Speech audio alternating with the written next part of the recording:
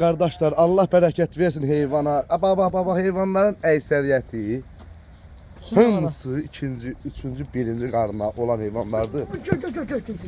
Hamısı qızıl yelin, yetiş şeylerdir. Baba qoyun içində 150 dənə bax belə var elə yetik. Allah kimlər alsa xeyrini versin. Bax bunların hamısı şişəkdir. Baba görürsən bax bu bozları, qomralları. Maşallah olsun.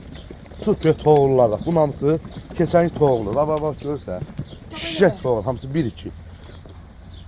Ama hələ baba indi vurur şuraya. Gel bura. Geniş. Şişək. Allah kimlər alsa xeyrini versin aziz qardaş. Bax bunlar hamısı şişək. Baba. Hamısı bir qarın, iki qarın doğmuş heyvanlar. Baba görürsən. Maşallah olsun. Gəldim ya. Yetik eləmi? Saçlat məncə bir yerindədir. Ay yeti. Boşda. Sıra aynı əldən Baba bunları görürsünüz. Hamısı bunların 1-2-3. Hamısı. Allah kimlər alsa xeyrini versin. İnşallah nömrəmizdə səhifədə var da zəng eləyin qardaşlar. Buyurun gəlin alın. Görsünüz.